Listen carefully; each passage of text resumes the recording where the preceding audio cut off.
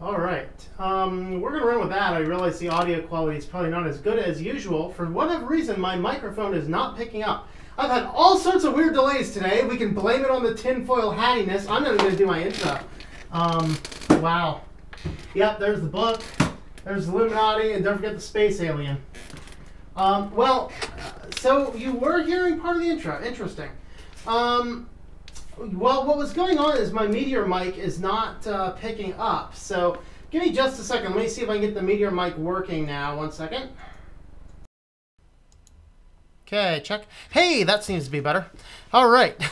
So there, guys, is a quick sampling as to what a good mic can do. But I've had all sorts of weird technical problems. I'm actually on a wired keyboard right now. Like 2 minutes before I started, my keyboard just stopped. It didn't entirely stop.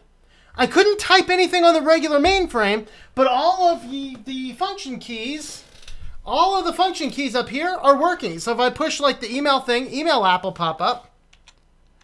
But none of the other keys are doing anything. It's all a conspiracy. It's a conspiracy, everybody. It's a conspiracy. Yeah. Okay, well, interesting, because like literally I can do this and the audio, so the function keys up top are working, but the rest of the keyboard is not. I cannot type anything in the comments, although everything is on. It's like totally weird. No clue. Just happened. I think this Logitech, like, I never have had any problems with Logitech stuff, but this combo that I got, I've had nothing but problems. The mouse does weird things. The keyboard does weird things. Nothing else ever does. So I went out and I grabbed an old keyboard. I think this is from my one Lenovo computer. So I grabbed a little wired keyboard there that I keep in the closet right here. So always keep extra computer junk on. So, greetings everybody. This is Tinfoil Hat Time. Didn't get my regular intro in, but that's quite okay.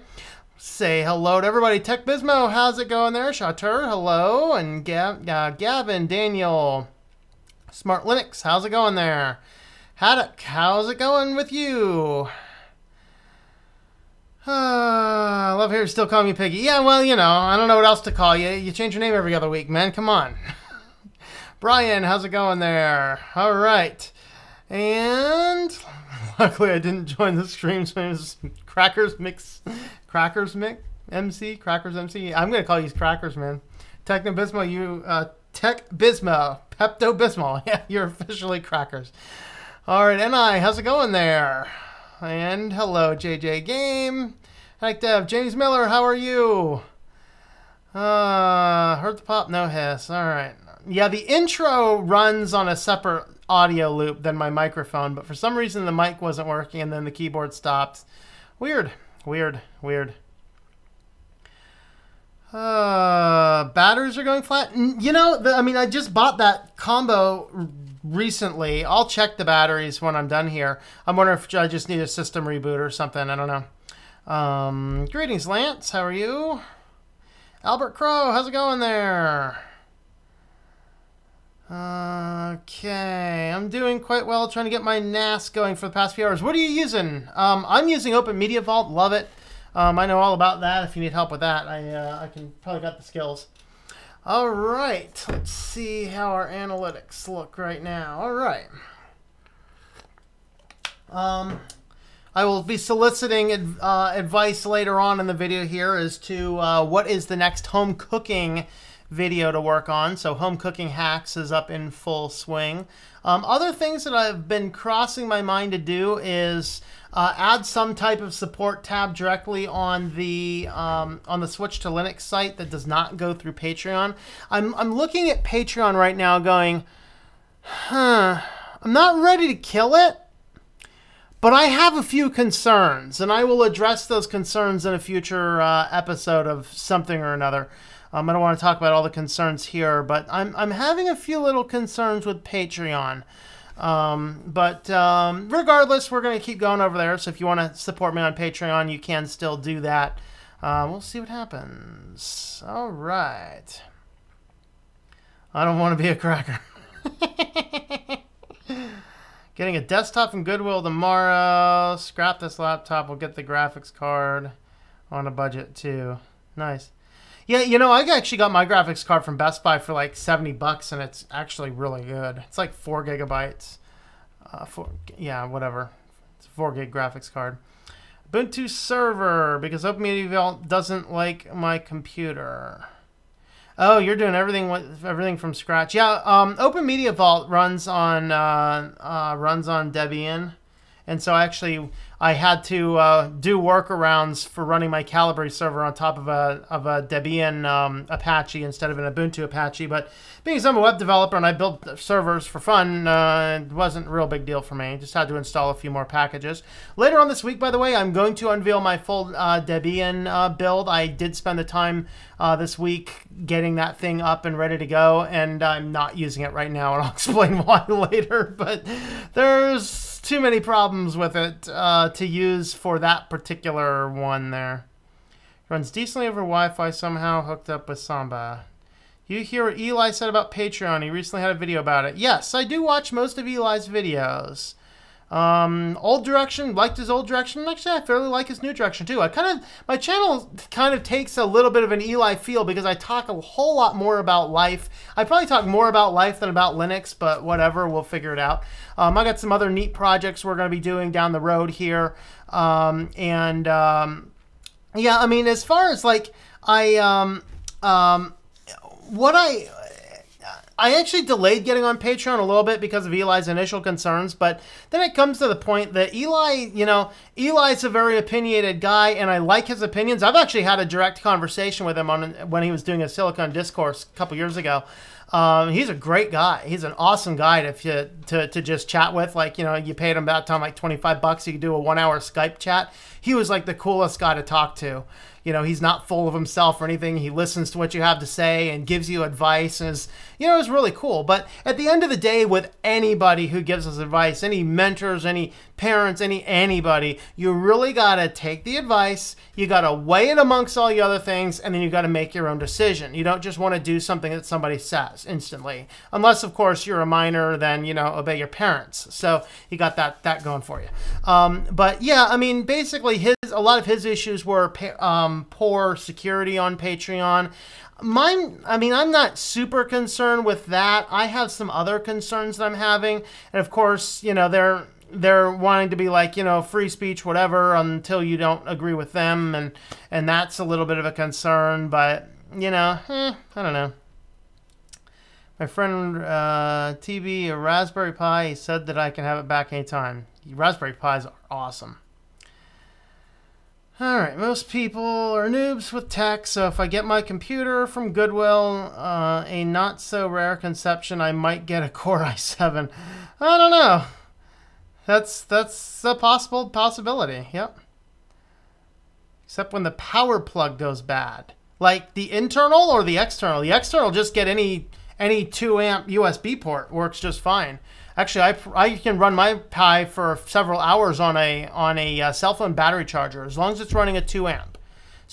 A lot of your cell phone battery chargers are like a 0.5 or 0.6 amp, 600 milliamp.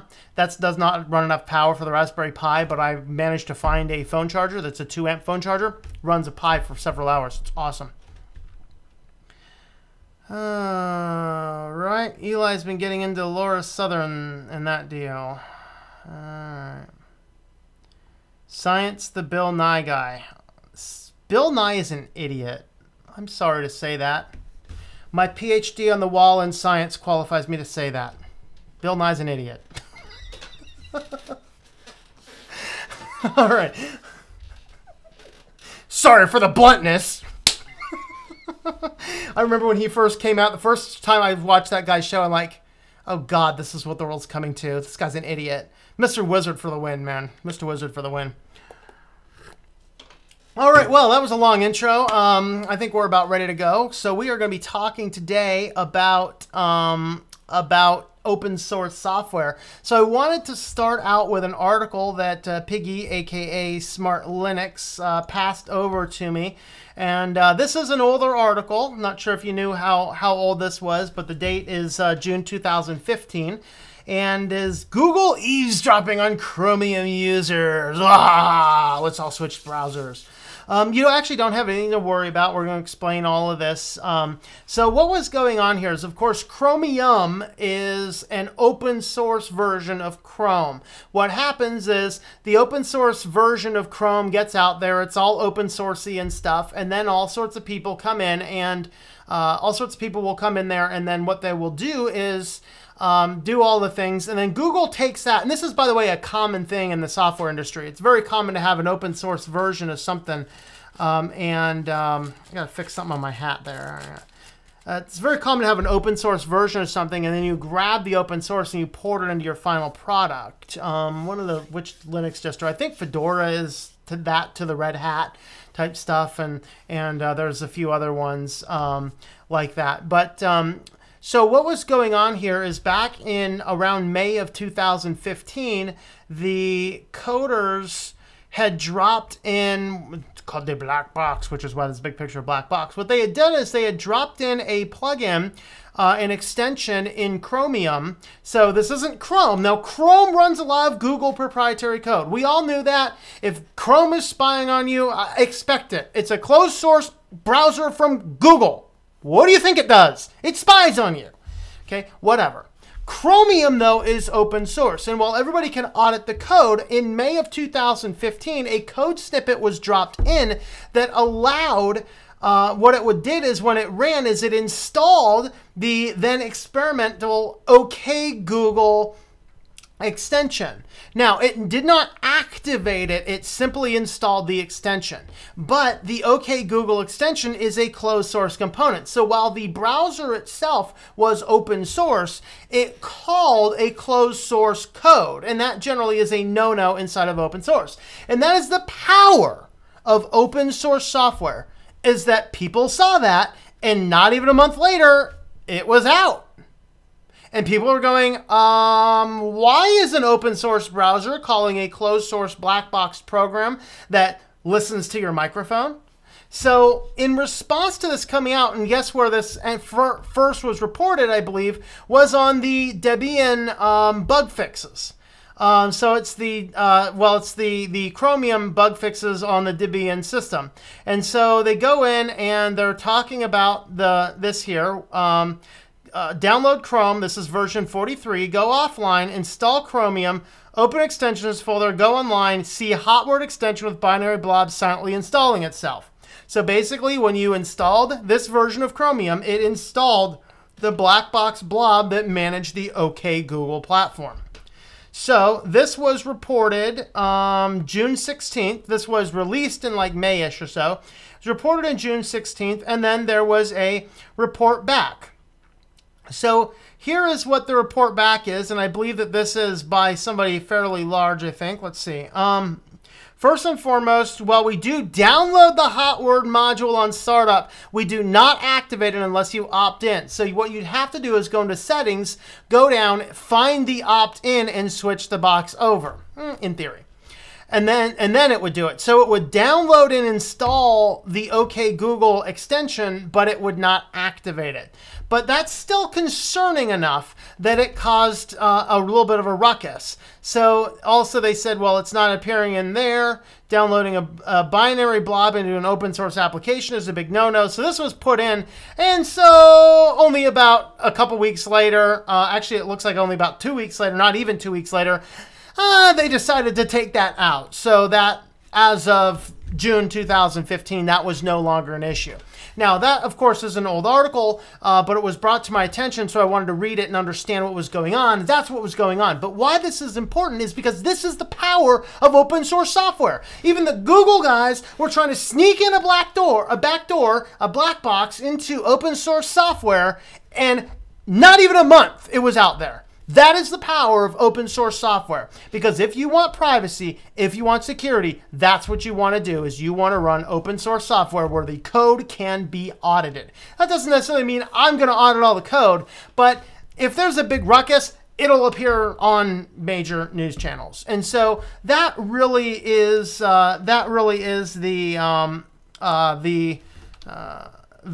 way to go. So that being said, that is kind of that thing, is that open source software allows a lot of audits. And that is kind of the important part. So let's have a look at some comments here. They're going a little crazy. Bill Nye equals 3 genders. Ugh. Science guy, Bill. Science guy, the good guy, Bill. Okay. You mean the other genders? Bill Nye is... Yeesh. 210 genders I know of. Oh, Lord. Yeah, over in UK, you might encounter, you guys from UK, you might encounter the unicorn people. Yeah, we were born in human bodies, but it was a mistake. We were supposed to be unicorns. The brony race, it exists. Did you just assume my amount of gender?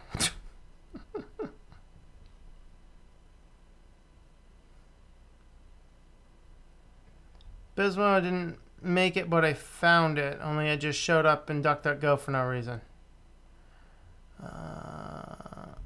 I'm protesting.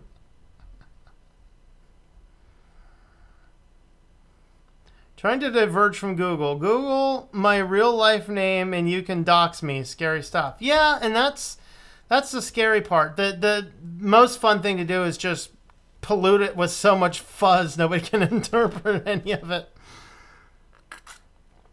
Actually, always they bought YouTube. Google's a virus. Huh? Open source doesn't mean it's open source. Still you're on Google. Let's see. Switch to Mac OS Sierra. The only YouTube channel not about Mac OS. I don't want the person who won't spy on me to spy on me. Life isn't fair. Yeah.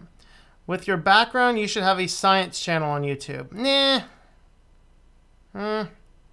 The problem is, my science knowledge is in such a weird niche location, it wouldn't be very popular.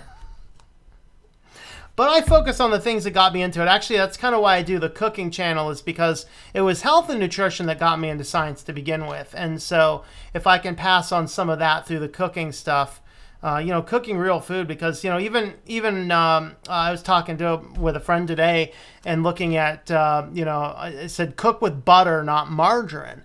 And then, so we get into talking about other things like supplements. I was talking about grapeseed extract, you know, which contains oligomeric proanthocyanidins, which are one of the best antibiotics you can have. And so we're talking about this, and he's like, grapeseed or rapeseed? I said, no, grapeseed. Like, rapeseed is something completely different. Rapeseed, which is erucic acid, is the primary component of rapeseed. Erucic acid has long been known to cause heart disease and cancer and inflammation and all sorts of other things. Well, if you didn't know what rapeseed oil is and where you can find rapeseed oil, probably your kitchen cabinet, because it was so controversial, not because of the name rape, but because of the dangers of erucic acid. What's that? It's a monounsaturated, I think it's a C26 maybe, I forget. But erucic acid is very toxic to the body. And but the problem is that the plant is so easy to grow in slightly colder environments, and so they genetically mutated it, and they renamed it canola oil, which is one of the most popular vegetable oils out there. So vegetable oils are so toxic for the body. There is nothing healthy about a vegetable oil. They will kill you. They increase inflammation. They increase heart disease. They make your arteries less expansive, which increases stroke. It's crazy what this stuff does. But of course, it comes from a vegetable, and so it's healthy. No, it doesn't. It comes from the seed, and then it's highly processed, and then it's pressed, and then it's extracted, and it goes through a processing plant that looks very much the same as an oil refinery, because that's what it is. And then they take out all this stuff, they add a bunch more things, they add other preservatives because it stinks after it's brought out, and then they serve it out and say, this is vegetable oil, so it's healthy. It's toxic. You may as well drink motor oil. Cook your eggs in motor oil. So that's why I do the cooking stuff, is because of that. But yeah. Let's see. Google, Microsoft, Bobsy Twins. Okay, let's see. They're spying on you. Definitely, I'm a unicorn. Nice. BronyCon 2019. Now with actual bronies. I'm a Linux gender. Windows and Mac OS should both go open source. They can make plenty of money on specialized high-end computer apps and stores. Yeah, pretty much. That's what they're doing. I mean, the Surface is pretty much garbage. The cat's back there howling. Oh, boy. Open source. Open source.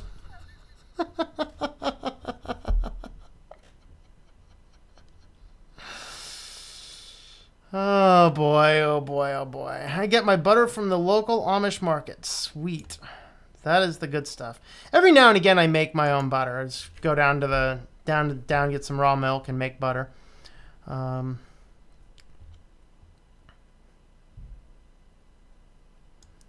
Roasted motor oil. Yep. All right. Well, let's talk about a couple more things here.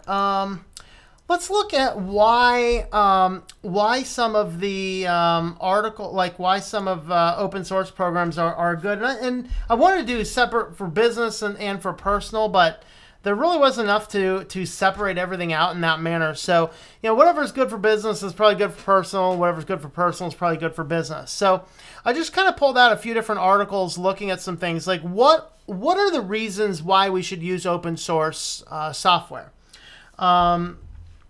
And some arguments you see out there are okay. Some arguments are better. So now security is one thing they bring up. Now it's open source does not mean it's intrinsically automatically more secure. What it means is that there's more people looking at the security end and you have the full ability to audit the code. And so that is what we mean by more secure. It doesn't necessarily mean it absolutely is more secure, but has the potential for more security. And in that respect, you can be more confident when you're running an open source program, particularly a popular open source program, that it is going to be written very securely. It's not going to spy on a lot of data because the open source guys tend to frown on that. And it's going to be a system that is probably a little bit better. Now, quality also comes into this. Again, this is not intrinsic to open source. It depends on how many people are working on the project. So the quality, what they mean by the quality here is that does the person or are there enough people working on the code to make the code work really well?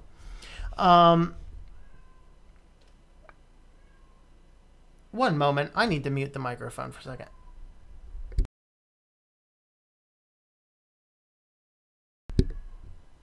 Well, I tried to yell at the cat. He did not respond. Get a cat. Come here. The cat is extremely silent. He doesn't meow at all. But every now and again, he goes on a screaming tirade. And it's kind of annoying. And he usually responds if I say something. But I'm thinking there's the outdoor cat is outside the window. That's what I'm thinking. Anyway, let's get back to this. Customizability. So this means that you can take an open source application, you can customize it. So we did this with one of the startups I was working with in academic software. We built our entire LMS on Moodle, which is an open source LMS platform. But then we took it and we just customized the bejeebers out of the thing to brand it for our things. But it was still, the core of it was still the same. So we had that customizability. And then you have your, let's see, freedom. I think we know about freedom, flexibility, interoperability. What I really wanted to focus on, okay, number 9 is cost. So cost is a big thing because a lot of what's happening now is we're moving into this business model, this corporatocratic model where the corporations, fewer and fewer major corporations are owning more and more and more of everything. And a small business cannot even get started. And so, I'm an advisor to a startup gaming company, and one of the problems they're having is, the guys just get out of school. They don't have any product that's making any money yet, but they're working on it, slowly working on things to make money, but they don't have the framework yet to make the money. And so of course, their student licenses on the software is not sufficient enough to actually make production software. And so what ends up happening is the people will end up having to, it's prohibitive for a small startup to get in line, because here is 3ds Max, which is used as one of the primary gaming engines. There's several of these. I can buy it monthly for $185 a month, which is outrageously expensive for a small startup trying to get started. Unless, of course, you got your angel investors and you got millions of dollars coming in and you're just blowing cash, and that's a stupid idea. You should start your business slow. You should pay cash for it. You should bootstrap the thing up to where you're at. Or do you grow slowly that way? Yes, you do. But you don't have investors telling you what to do. You don't have the stress of debt. You don't have thousands of dollars in credit card payments and all sorts of other things that come with a lot of small startup companies, which causes you to lose money and go into bankruptcy. And that's a problem. So you can pay for $200, like $185 a month, or you can get like $1,470 per year, or you can pay 3 years up front for $4,000. But the entire thing now is a subscription model. You can't just buy the program anymore and use a licensed program. Well, Adobe's doing the same thing. Here's your Adobe prices. So, I mean, I was fortunate enough to buy my Adobe suite when I was still running Windows. You know, back, I bought my CS4 the day CS5 came out. Amazon had 3 left. I ended up paying $1,000 for it, but that was way better than paying $4,000 for it at the time. But the thing is that I am not going to be a person that's going to throw $50 a month for the rest of my life for the privilege of using Adobe software. Why? There's open source free options out there that are just as good. Now, to talk about that, we see just as good, and people are like, well, no, you can do things differently this way. I've tried GIMP. I'm expert on Photoshop. I've tried GIMP. I can't figure it out. That's because you're used to Photoshop. We get used to the programs we're using. Okay, and then what ends up happening when we are used to the programs we are using is that we're trying to do the same exact thing, porting the full usability from one program to the other. No, take the time to learn it. That's precisely why I'm doing the GIMP tutorials on the channel right now. It's because I need to know how to use GIMP every bit as well as I know how to use Photoshop. Because there's going to come a time when my Windows 7 computer dies. And when it dies, I ain't getting another Windows computer. I'm going to be on Linux. I already absolutely am a professional at Bluefish Editor for Linux web design, so I don't need to worry about that anymore. The last barrier in the way, and Inkscape, I'm as good on Inkscape as I am on Illustrator, so the last thing I need to do, very last thing I need to do is GIMP. And so I'm working on GIMP. Well, I can pay, this is an annual plan paid monthly. Let's see what happens if I do just a monthly plan. Oh, I'm paying $75 a month to have access to the Creative Suite over here. I can buy single apps for $30 a month, or on my annual plan, annual prepaid plan is $23 per year. Somebody work that out. What's that to? That's $240. That's $20.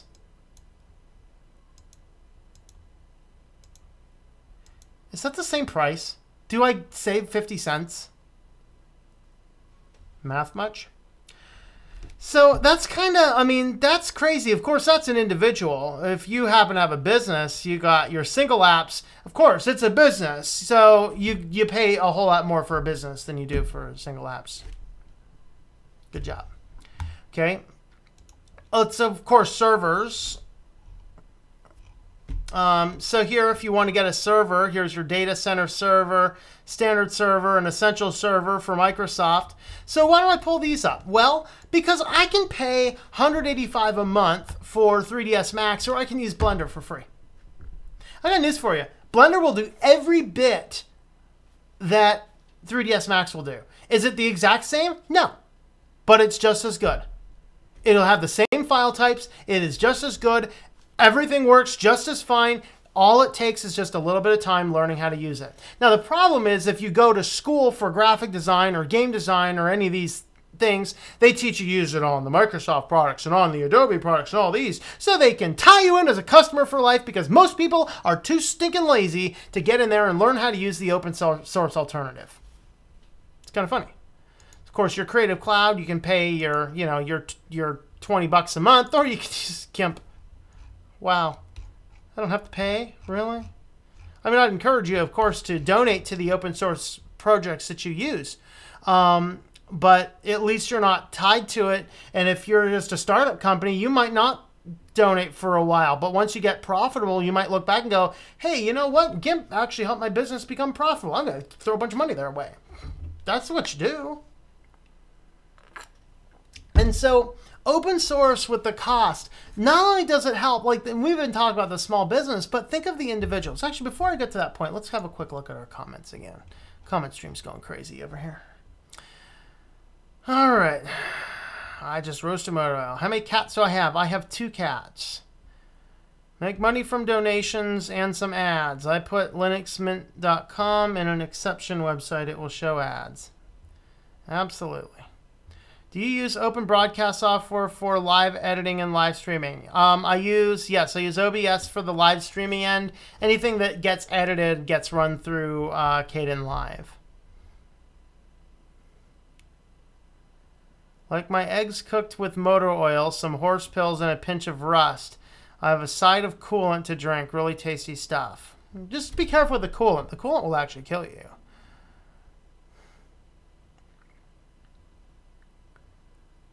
Rick and Morty scene reminds me of how closed source software sucks. Like one phone with extra phones, please. Generally, I like steak and potatoes. I marinate my steak in diesel and cook my potatoes in lighter fluid. I had some grease and dirt onto it too. It tastes great. Awesome.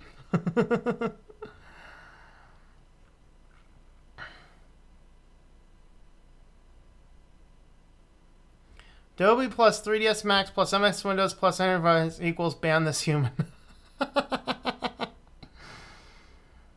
For bedtime snack, I like to have coal mixed with Jello bleach and milk boiled for 15 minutes. Leave unattended too. Makes me calm right at night. Puts me to rest nicely.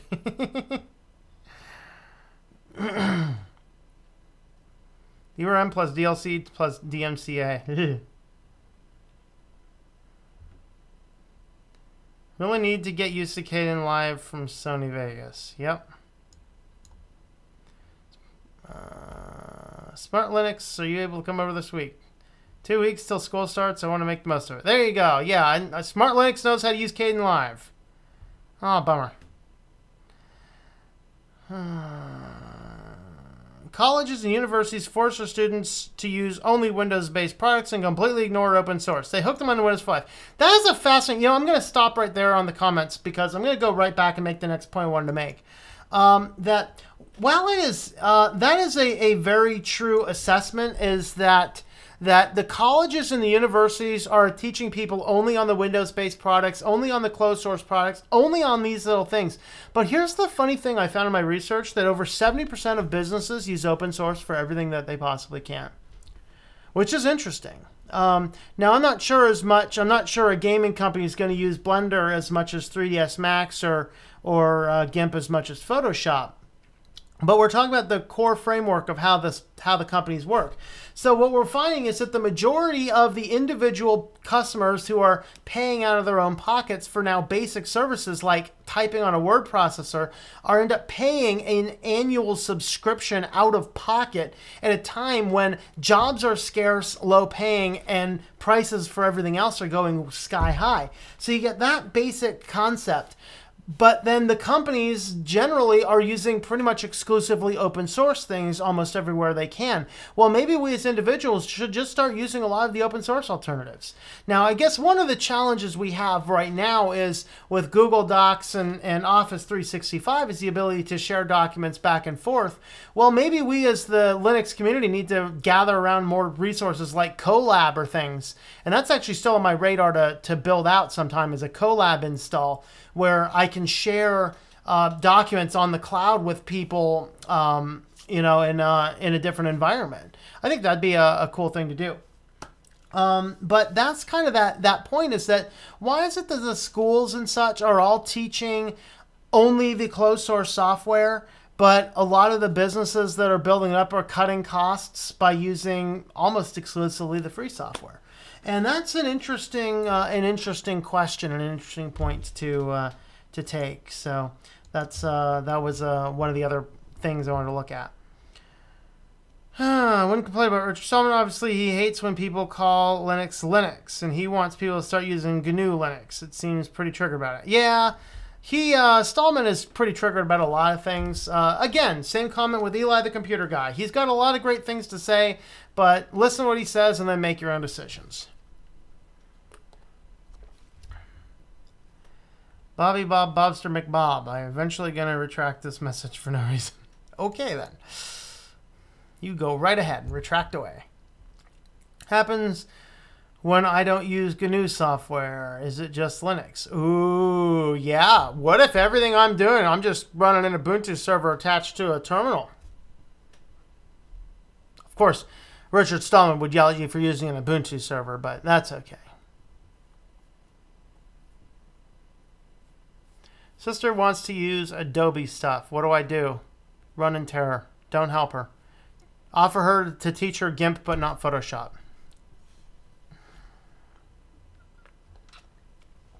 Yeah, letter is the best thing. You know, you can't be the software guru for everybody's own life. What I do is I use the open source software that I can. I talk about when I can, but I don't get hung up when people send me documents in Word. I'm like, don't send this to me in Word. Send it in Open Office. No, I'm not going to do that. That's crazy. Let's see. I don't use lighter fluid. I use good old candle wax. Nice. GNU is the main OS. Linux is the missing kernel. I always have the best homemade recipes. Nice. Send some my way. So after all, GNU Linux or GNU plus Linux from Free Software Foundation, but in free and open source software, mostly Linux lame. Actually, he doesn't even like the term open source software either. He likes free software. Google Docs, the horror. My school uses that, and the privacy policy for Google Apps for Education is absolutely abysmal. What privacy? There's no privacy, and that's the problem. That is really the problem. Like, it is horrible, and that's what they use in the school district here. Everyone's got Google Docs. So what my advice is to students using it is use that thing for your school. Don't use it for anything not related to school. And as soon as you're done with school, download all the documents that you really want to save, and then trash that account and never use it again. I think it's absolutely scandalous that schools would make a kid sign up on a Google account, because the parents don't even realize it. The parents really don't even have the option. No student agreed to the terms and conditions, and you have to use the thing. Well, how is that possibly agreeing to the terms and conditions that are required to be opted into to use it, especially when a minor cannot engage in a contract that requires a terms of service? Can anybody explain that to me? Like I'm a 3-year-old? I should go and fire it out of these days, huh? Very, very, very, very, very bad place for privacy. Yeah. Last one. Not the list. It's already gone. And your money. Should use open software a lot more than I do. Yeah, I mean, it's when it comes to writing documents anymore, I'm actually writing the next book that I'm working on right now. The next book I'm working on right now is all written on LibreOffice. I guess I'm working on. I have 3 books in the works right now. One of them is just tabled for a few months, so I forget it, so I can edit it again. That one's written on Word on my tab or on my Surface, and then I'm writing another one also on the Surface. The Surface is my primary writing computer, but I'm also writing a small mini book on my Peppermint operating system. Just as an experiment to see how well I can work with that. And so that is kind of what I've been working towards. But a lot of the reason I used to have OpenOffice on the Surface computer, but I got to the point where book publishers get grumpy with open source file types. They really want Word. And so I was like, got to the end, I'm like, you know what? I just converted the thing to Word to not have to worry about it. But I'm going to do my own. I'm going to attempt to do my own typesetting next time. So hopefully I can resolve that problem. Google Education. Forced to use it, so I just write them in LibreOffice and upload it to Google Docs. Yeah, that's the best you can do. Drowsy way early was doing bookkeeping. Ugh. Yeah, I did that. I did half my bookkeeping today, Mark. I'm doing the rest later on tonight, but I split it. Let's see. Yeah, it's heading out to put sheets on my bed. Hopefully I can join back before this thing ends. See you later, TechMizmo. All right. Most parents, then they got the email about it, and the parents didn't read the privacy policy. They just pressed accept, and parents are forcing all these kids to use Spiegel. Why can't people read? Because reading takes effort. Reading takes effort. All right, let's have a look at 7 reasons why not to use open source software. We have to bring some balance into life, right? There could be some very legitimate reasons for not using open source. And I'll tell you, I use QuickBooks, and not their online crap, but I still have QuickBooks on my computer, and I use that for my books because I'm using GNU Cache for any income related to content creation, which is, I'm learning how to use it, but it's not nearly as good and easy to use as QuickBooks is. And so, there's reasons for that. So let's dig into these 7 reasons not to use open source software. And see about what we can make these. Okay, so number 1, when it's easier for unskilled users. Well, I guess taking that first example, I have GNU Cache and I have QuickBooks. I'll tell you, having experience with both of them, is that QuickBooks is awesome to use. GNU Cache, well, you have to know some background in accounting to set up GNU Cache. Fortunately, I do, so I can do that, but I'd rather use QuickBooks. It's just, unfortunately, it will not seem to work on Linux. So, but when it's easier for the unskilled users, when it is the de facto standard. Now, I think we have to fight the de facto standard a little bit, but what's making this more difficult is the proliferation of cloud services and the requirement to use them. So if you are in a work environment where you are required to use Office and use the cloud, or, and I even have projects that I have to use Google Email, I have to use Google Drive, I have to use all these different services from Google. I just have dedicated computers for those. I don't do anything on those computers except for that basic work. But you do need to have some understanding of the de facto standards, but it's getting to the point for me where, you know what? I will never pay money for Microsoft Office again. I'll keep using my 07 until it doesn't work. When it stops working, sorry, Office. And if there's some compatibility issue, oh well. Number 3 is when proprietary software offers better support. This is valid, and I guess there's another one that you can top into this that I do not remember being on the list, so I'll tie it in here. There are times that it's not the software that you need as much as the support. And in that case, like, there's some open source type systems that you can buy the support, which is a very good, valid thing. But there are proprietary software packages out there that will offer support with it, or that will have a good support package. That is a valid reason to not use an open source in that particular case. But other things, and maybe it's on the list, but I don't remember, so I'll just mention it here, is that you might have an application that there is no open source alternative for. And this comes to mind with some of the software that we used in the laboratory that I've worked in. That, there's applications out there that you just cannot get. You just cannot get. Because it's such a specialized machine, the software is written in a proprietary way. There's no way to get an open source version of it. So obviously, in that case, yeah, you're going to use that. When you want software as a service, just don't use software as a service. Colab is an open source software as a service. But, there are times you might need a software as a service type model for something that is certainly a valid. Just question, do you really need that? Proprietary software works better with your hardware. maybe that ties into what I was saying earlier, that, you know, in this case, a lot of laboratory equipment, there's no open source software that works with some of that lab equipment. Now, the thing that really kicked us back at that time is that was back when XP was phasing out and Vista was phasing in, and Vista and XP did not play nicely, and we just spent like $20,000 on a new real-time PCR machine that only ran on Windows XP. Woo! When warranties and liability indemnities matter, so you might need some type of warranty, that would be a valid reason.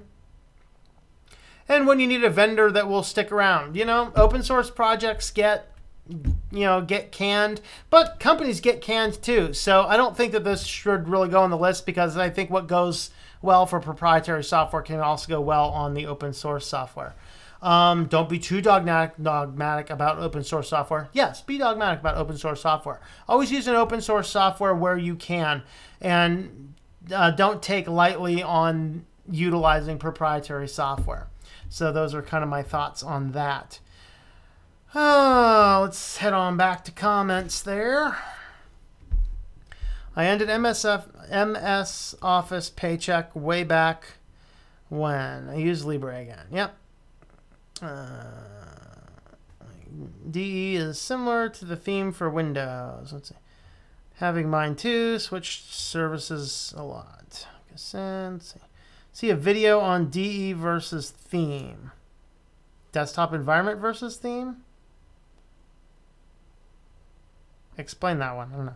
Most companies make text small and long and hard to read, so most people think it's too much for them and think it's just copyright court related stuff. Yeah, they think that. There's a documentary on this, so you should check out if you can find it. I don't know if you can find it for free anymore, but it's called Terms and Conditions May Apply, and it's awesome. I watched it several times, and it was still free on Yahoo View. I'm not sure if it... I don't think it's still there anymore. I don't know. Money Dance looks great, but it's for personal finance. Huh. My business isn't... Oh, no. Never mind. It is overly complicated. I got like 16 different list accounts in there. I think that's complicated, right? Hey, Anarita, how's it going there? Yep. Family does come first. You can always catch the stream later. It won't be live, but that's all right. But next corporation privacy policy strategy is put data we collect and data we use at the bottom of the policy where it's impossible to catch. No, you have to put it in the middle, because there's actually studies, like particularly in classrooms, if you're doing classroom work, the first half of the period you can pay attention well, the last half of the period you can pay attention well, but what's in the middle you completely forget. And so you put it in the middle. Someone might look to the beginning, they might look to the end, but they're not going to dig through the middle. All right.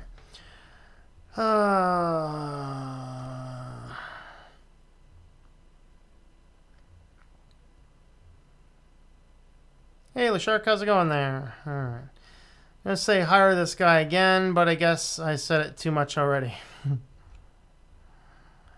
My needs, open source, and alternatives work, which is blessing. Absolutely. Open source doesn't always mean free. That's the thing that Richard Stallman does get caught up on, is open source does not always mean free, and then we have to determine, is this free as in money or free as in, they say free as in beer. I'm going to say free as in pizza because I don't support beer anyway, so it's all good.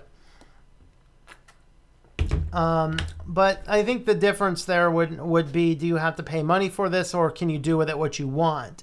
And that is that distinction that you need to figure out. Hey, Rex7, how's it going? I don't mind if private wants to collect my data, but they have to make it clear and easy to understand about what data they collect and for what purpose. Yeah. Well, before I read any further on the comments here, I need the community consensus on the next home cooking video to put together. I have footage for... Oh, I'm low in footage. I have pudding pops, and I might have pineapple. Cutting pineapple. I thought I had more footage than that. And pudding pops is going to be too big to do in short order. Oh well, my next home cooking video is going to be on pudding. I was going to ask everybody's opinion, but I realized I only had a couple options, and I think the pineapple video is bad, but that one might be good. Let me know, though. Pineapple or pudding if I have a choice. I don't have time to do the pudding pops. That's going to be a long video.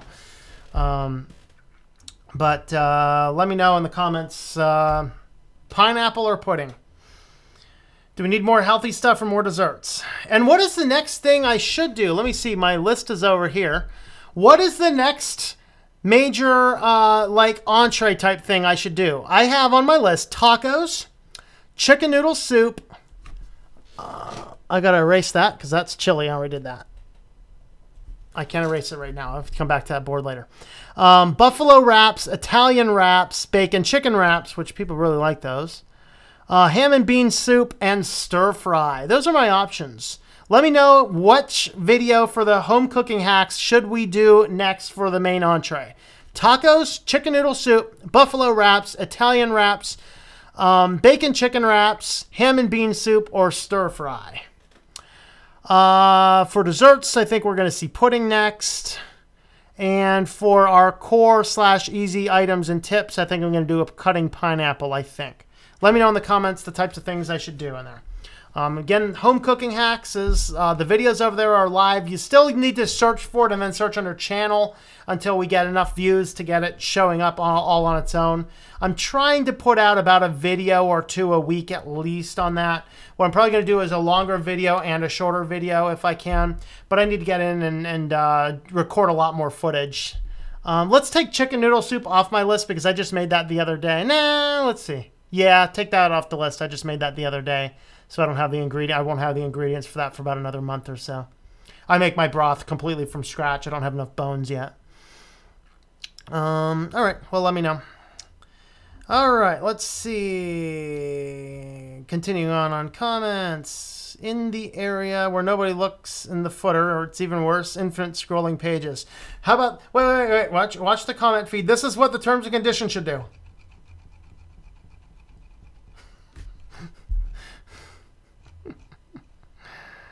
All right. Let's see. Email is currently hosted on Office 365 by kicking them to the curb in August. Yep. Late to stream. Yeah, I'm pretty much going through the comments at this point.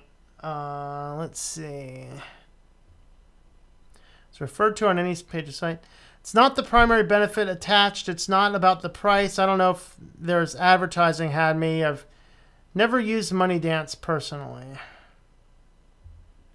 Hey, Fatal, how's it going there? Let me go ahead and find the cooking. I'm going to find the home cooking hacks link for you guys that didn't see it yet. But that is my my cooking channel, which I did finally just put the videos live last weekend. So there's just a few up there right now.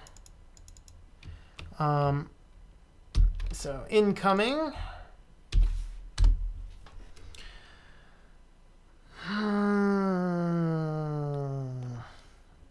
It's about the money. They hide everything next to fine print. $25 for the internet and phone. Next Tech reads in the next 6 months doesn't include tax or 911 fee. Yep. Pudding. My choice is pudding. All right. I'll have to see if I'm not sure if I have chocolate and vanilla pudding footage covered. I'm not sure what I have. I'll have to see what I have. But I might have chocolate and vanilla pudding footage. I'm not sure. Dude in Ireland, a few hours behind this. Okay. Happens all the time. All right. Well, we're glad you joined us late even. All right. Linux, get on your iPhone, go Siri, press blue hyperlink that says about Siri privacy. It's pretty short. Please read some of it on the stream to freak someone out. Hey, I have an iPhone right here.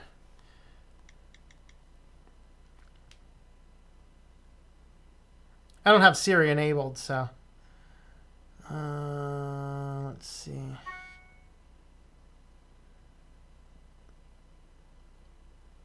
Is Siri under general? Ah, Siri. Ah, about Siri. That's actually a fairly short privacy policy. Let's go ahead and read Siri's privacy policy, at least some of it. All right, so Siri says, when you use Siri and dictation, the things you say and dictate will be recorded and sent to Apple to process your requests. Your device will also send Apple other information such as your name, names, nicknames, and relationships with you, i.e. dad, of your address book, contacts, song names in your collection, HomeKit-enabled devices in your home, like your living room lights, and the name of your photo album, collectively your user data. All of this data is used to help Siri and dictation on your iOS device and any paired Apple Watch understand you better and recognize what you say. It is not linked to other data that Apple may have from your use of other Apple services. If you have location services turned on, the location of your device at the time you make a request will also be sent to Apple to help Siri and dictation improve the accuracy of its response to your requests. You may choose to turn off location services for Siri. If you do, to open the settings on your iOS, tap Privacy, Location Services, tap Siri, Dictation, select Never, which I have done. You may choose to turn off Siri or dictation at any time. To turn off Siri, open settings. Okay,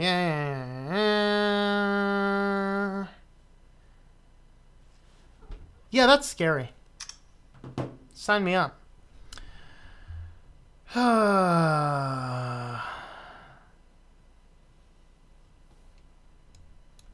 Pasta, pineapple, pasta with meatballs. That wasn't on my list. I'll have to see if I can do something that small. I do make my own noodles, but I'm not sure if I can make spaghetti noodles. Not without extra stuff. Tacos, chicken noodle soup.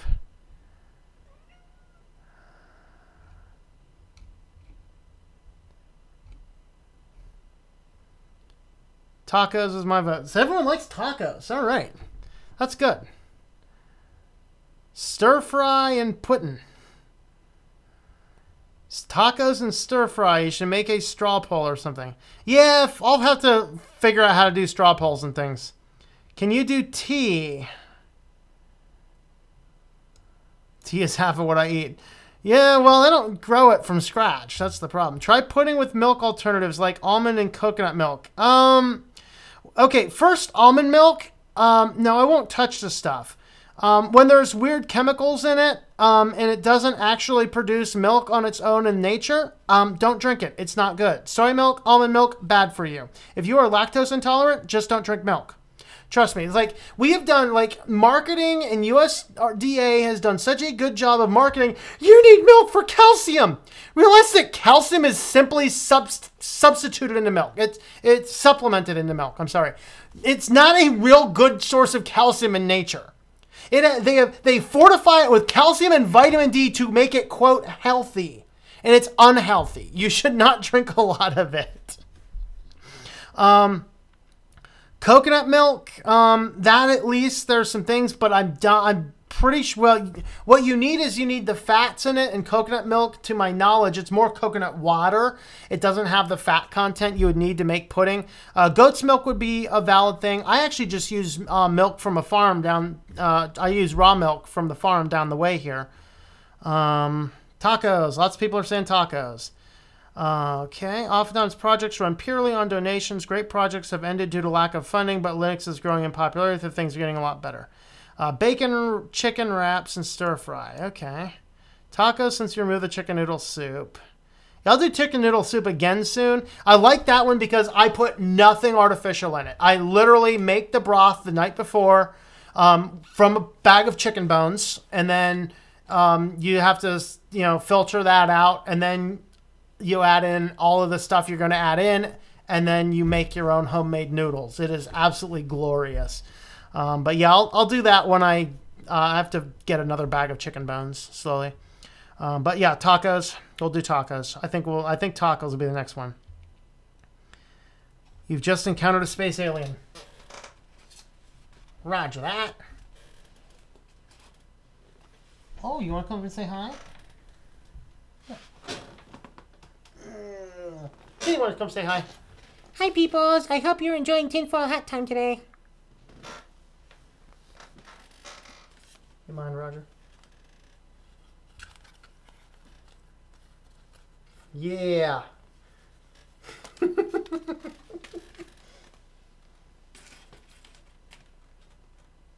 He's not a fan of the tinfoil hat. All right.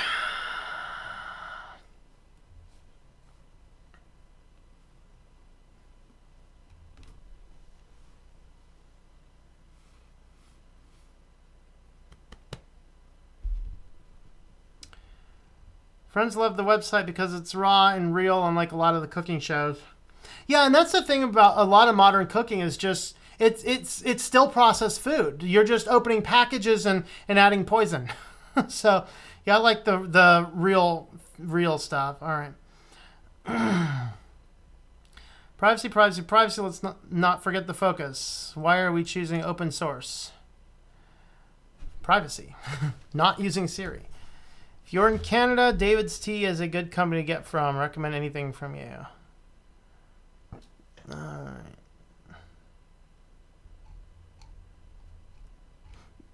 right. Okay.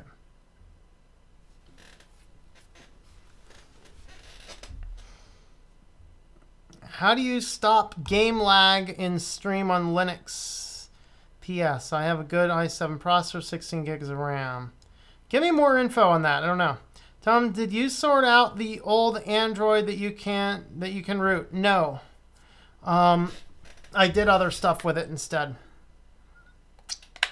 That was from that one friend of mine's from grad school. No, we ended up putting the NetAngel on it, which ended up being a great thing to do. That worked for us. Something you can add to your Linux to make things work better. Try Linux Mint.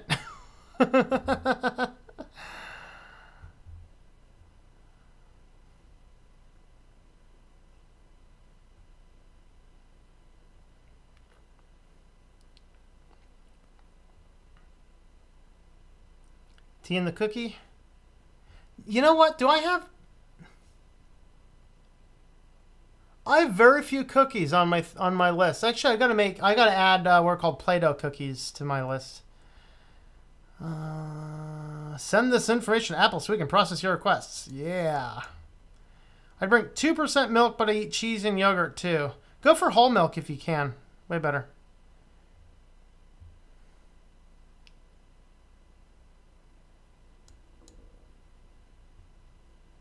Spirit Walker 108. Yes, raw milk. The only milk I will drink anymore is raw milk. Simple site, straw pull site. Straw pull me. I don't have a pen handy. I will add that to my document over here. Copy that. Alright. Alright. Added that to my document to look into later. We're able to get milk and eggs from a local farmer, no middleman. Yep, that's what I do. Milk and eggs. Of course, in Pennsylvania, it's funny. I can buy the raw milk, but I can't buy a raw milk product like cheese. But I can buy milk and hand it back to the guy that sold it to me, and he can make cheese and give it to me. What they said is good is really bad. What they say is bad is really good. Yep. Yeah, he doesn't like the hat, though. All right. Can you use link for your cooking channel?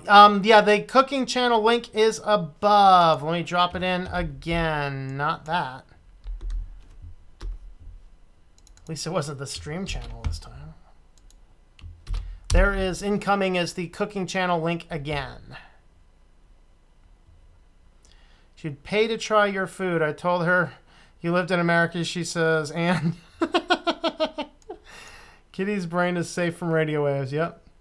Driver issue is the most lame one on Linux side if it's crappy NVIDIA. I could drink milk from the cow's udder. Problem is I'm lactose intolerant. Bad. Drink a lot of milk and pay the price. Uh-oh.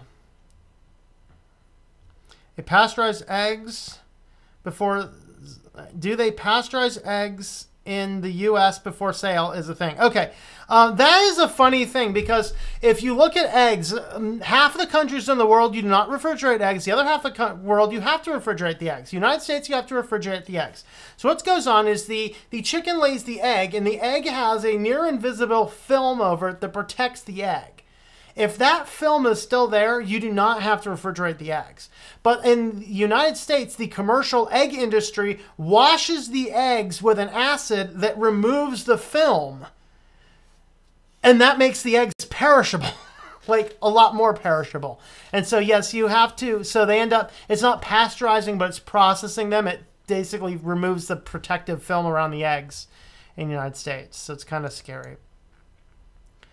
The second one is support for Linux, and so also the third one's a good internet connection. Okay. Well, you have a video on Angel. The people need to know. On the NetAngel, or which Angel are we talking about? I did one talking about NetAngel a couple weeks ago. It was a tinfoil hat time, I think 2 or 3 weeks ago. Saying I want privacy and security and greater control. Open source is beautiful. He's just joking, but seriously. Yep, go Linux as much as you can. Chocolate chip cookies. I should do chocolate chip cookies, huh? If I ate Google's web browser cookies, I would get food poisoning and die.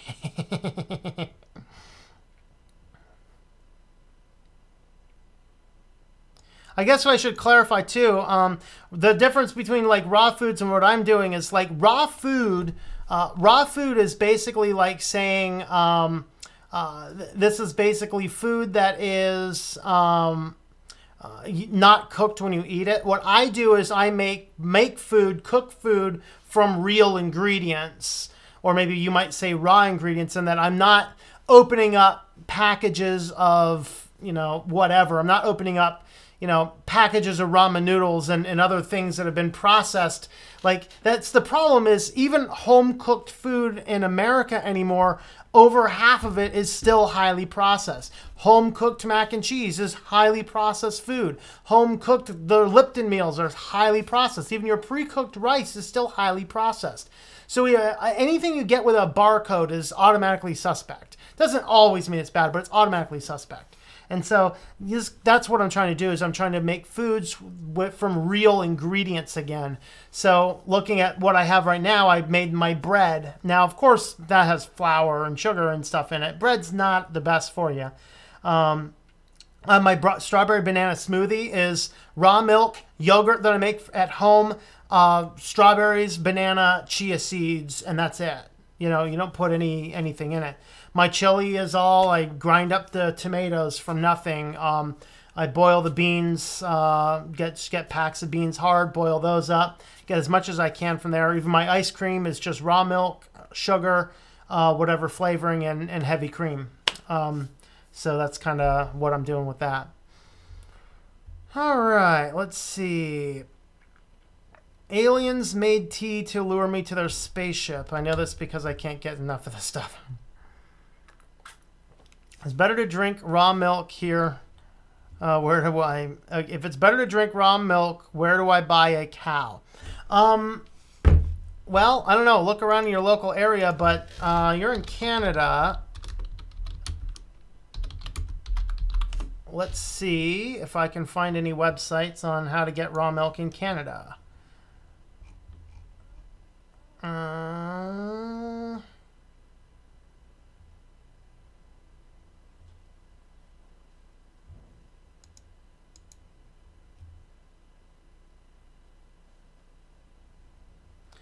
So apparently they base theirs, let's see.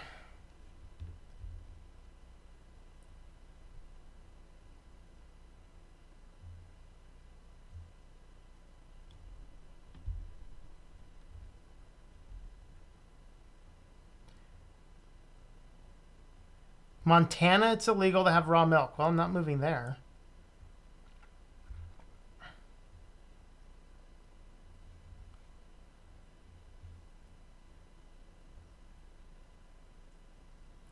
Oh, that's exciting. Okay, to get raw milk in Canada, you have to drive to the United States and carry it back across the border.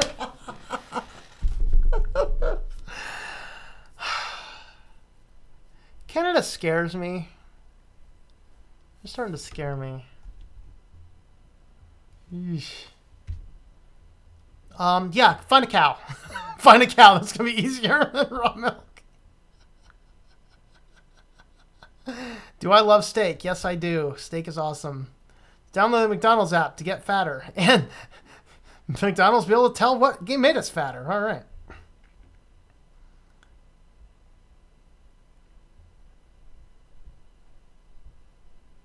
I am a member of PETA, People Eating Tasty Animals. So tease them with all the protein they're missing out on. When will you make another video on your channel, Our Walk in Christ? I am thinking of wanting to get full into that again at the end of, by the end of the summer. Obviously, I'm a little delayed on things just because I'm trying to run a full-time web company and get the Linux channel going and cooking channel. And so it's like I'm juggling a lot of weird things right now. And I really want to get to the Christian stuff, though, soon. And I'm thinking I really got a nice idea for returning to God after you kind of wander away a little bit. And I really want to do a good sermon on that. But if you go to the actual website at ourwalkinchrist.com, you can actually find there are actually some other sermons that are really good there that I did as, you know, either filling in for pastors that I knew or when we were when I was an advisor for our Christian group on campus. Let me see if I can find it real quick.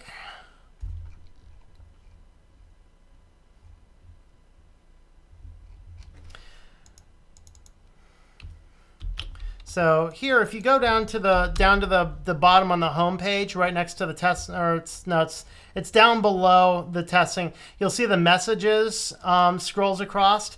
Those are all sermons that I've delivered in different environments, and those are actually all really good sermons that I did. So while I don't have the videos up, you can download the audio sermons of those and hear those. But I have a good number of things planned for that channel, and I just got to get to it, is what it comes down to. Say good, maybe NVIDIA graphics card. I don't know. I cannot help you with that. Maybe someone else can. No, don't do me. Canada's scary. Found a bag of raw milk in your house and you're under arrest, criminal. I think it's legal to possess it. It's just, you just can't sell it, you know. Ship a cow to us. You know, I mean, I wonder what it would take to get a cow. I mean, it's not exactly like cows are completely unheard of up there, so. All right. Our Walk in Christ. Actually, I kind of hate a lot of this website. It is on my docket to redesign. It's done with some website builders and plugins that are not very secure, and so it makes me nervous. Somebody did attempt to hack my Our Walk in Christ site and try to turn it into a porn server at one point in time. I end up catching them right in the act, and I'm there deleting their files as they were there, and I finally locked him out of the server and won. It was kind of fun, but he got in because one of the plugins, I can't update it, and it's vulnerable, so it's scary. Let's see. Sneak peek at McDonald's processing factory. Click the notify bell and set the computer to push notify. All right, well, I think I've reached the bottom of the comments. I've reached the bottom of everything else, and I have some chicken and rice to go cook up, so I think I'm going to go do that. So let's see. I guess the final takeaways, I will do the pudding video next because I'm pretty sure that's the next good piece of footage, and then sometime this week I'll try and make tacos and record that process, and I'll throw in something else. Let's see. Usually I record 3 or 4 things at a time. So I record everything. I only record for the cooking channel about once or twice a month, just because it's a pain to set up the studio. So I'll do tacos that day. Maybe I'll pick 1 or 2 cookies to try to make, and I'll do a few other core. Oh, you know what?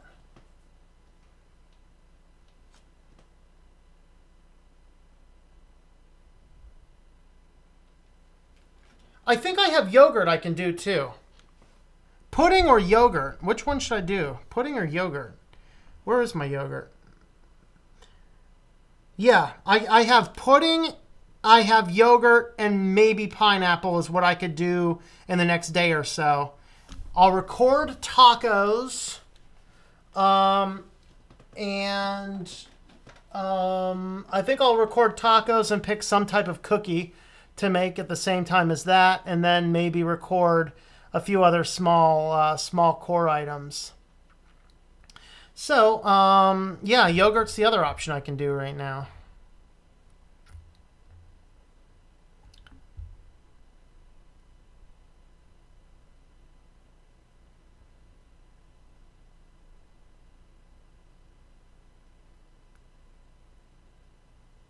.000 web host. Yeah, I'm not the best.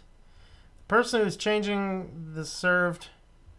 Yeah, well, it was basically it's bots that do that. They just roam the internet looking for vulnerable plugins for different sites, and that's the problem. So definitely people want the pudding before the yogurt. All right, I'll do the pudding before the yogurt. Oh, hold on. I got one for yogurt. I got one for pudding. I need a tiebreaker. Tiebreaker. Somebody, tiebreaker. Pudding or yogurt. Pudding or yogurt. Started adding files to the server. It was up for 1 minute, but I managed to catch them by sight of eye. Yeah.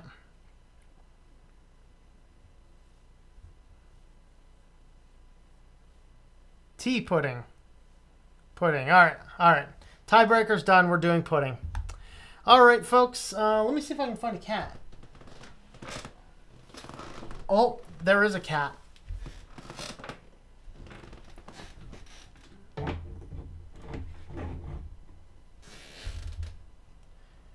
We'll do a little kitty feeding frenzy.